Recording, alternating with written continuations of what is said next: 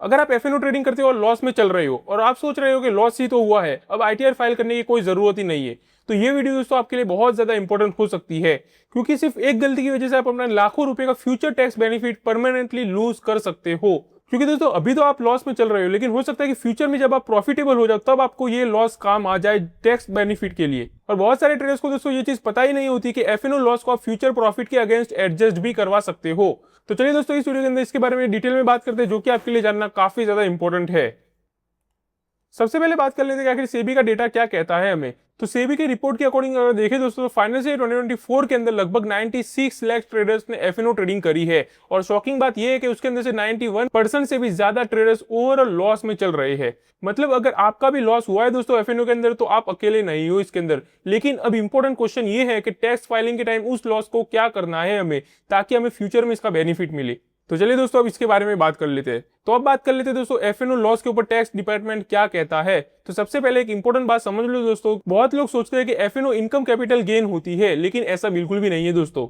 Income tax department के according F&O trading को एक बिजनेस इनकम माना जाता है, और स्पेशली दोस्तों नॉन स्पेक्युलेटिव बिजनेस इनकम के अंदर ये पॉइंट दोस्तों बहुत ज्यादा इंपॉर्टेंट है, क्योंकि इसी वजह से आपको कुछ एक्स्ट्रा टैक्स बेनिफिट मिल सकते हैं आगे जाकर। तो अब बात कर लेते हैं दोस्तों कि आपको क्या बेनिफिट मिलेगा लॉस होने के ऊपर भी, जो कि हमारे वीडियो का मेन टॉपिक है। तो मान लो दोस्तों कि एग्जांपल के साथ अगर हम इसको समझे, तो मान लो कि इस साल आपने करीबन 2 लाख का लॉस कर दिया एफएनओ ट्रेडिंग के अंदर, लेकिन अगले साल आपने अपनी स्ट्रेटेजी को इंप्रूव करा और करीबन 5 लाख का प्रॉफिट कमाया है।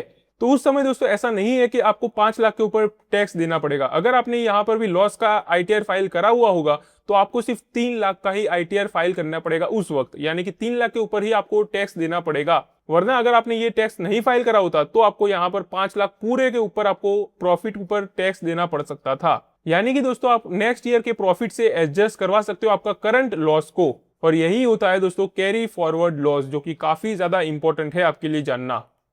अब बात कर लेते हैं लॉस कैरी फॉरवर्ड का टाइम कितना होता है, यानी कि कितने साल तक लॉस कैरी फॉरवर्ड करवा सकते हो आप। तो ये भी दोस्तों एक बहुत ज्यादा इंपॉर्टेंट रूल है, जो कि आपको पता होना चाहिए। तो आपको बता दो दोस्तों कि एफएनओ बिजनेस लॉस को आप मैक्सिमम 8 असेसमेंट ईयर्स तक कैरी फॉरवर्ड कर सकते हो। मतलब कि अगर इस साल आपने लॉस करा है और अपना आईटीआर फाइल करते जाओगे, तो जब भी आपका प्रॉफिट होगा आने वाले 8 सालों के अंदर, तब आप उसको एडजस्ट करवा सकोगे, जो कि काफी अच्छी चीज हो जाती है। तो ये चीज भी दोस्तों आपको पता होनी चाहिए कि कितने लंबे समय तक आप इसको कैरी फॉरवर्ड कर सकते हो। अब बात कर लेते हैं ट्रेडर्स की सबसे बड़ी मिस्टेक के बारे में। बहुत लोग बोलते हैं दोस्तों कि लॉस ही तो हुआ है, आईटीआर फाइल करने की कोई जरूरत नहीं है। अब ये सबसे बड़ी मिस्टेक होती है दोस्तों आपकी, क्योंकि अगर आप ड्यू डेट के अंदर आईटीआर फाइल नहीं करते, तो जनरली आप फ्यूचर में उस बिजनेस लॉस को कैरी फॉरवर्ड नहीं करवा पाओगे। मतलब लॉस भी हुआ और फ्यूचर में जब आपको प्रॉफिट होगा भी, आप जब ट्रेडिंग में इंप्रूव करोगे और अपना अच्छा से प्रॉफिट कमाने लगोगे, तब भी आप उस प्रॉफिट के अंदर उस लॉस को एडजस्ट नहीं करवा सकोगे। इसलिए दोस्तों अगर लॉस भी होता है तो आईटीआर फाइल जरूर करना है आपको। ये सबसे इंपॉर्टेंट चीज है, जो आपको ये मिस्टेक नहीं करनी।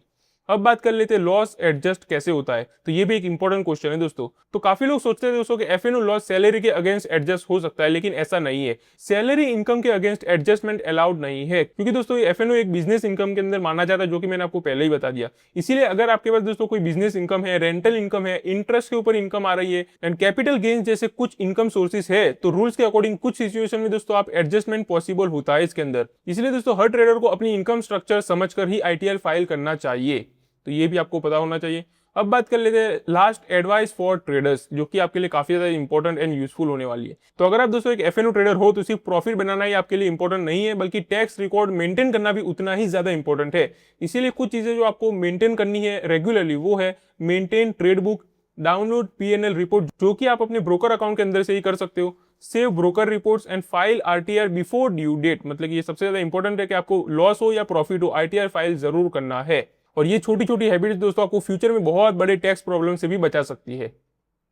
तो ओवरऑल अगर देखें दोस्तों, तो अगर आप एफएनओ के अंदर लॉस भी कर रहे हो, तो उस लॉस को इग्नोर बिल्कुल भी मत करना, क्योंकि हो सकता है दोस्तों कि आज आप लॉस के अंदर हो, लेकिन फ्यूचर में आपको प्रॉफिट होने लगे और अपनी स्ट्रेटेजी आप इंप्रूव करते जाओ, तो उस समय दोस्तों आपको ये लॉस बचा सकता है टैक्स के अंदर। और उसके लिए सिर्फ एक ही कंडीशन है कि टाइम पर आईटीआर फाइल होना चाहिए। तो आई होप दोस्तों कि आपको ये वीडियो काफी ज्यादा यूजफुल लगा होगा। एंड अगर आप ऐसे ही मार्केट में अपडेटेड रहना चाहते हो डेली, तो आप चैनल को सब्सक्राइब भी करके रख सकते हो। तो चलिए मिलते हैं अगली वीडियो में, तब तक के लिए हैप्पी इन्वेस्टिंग।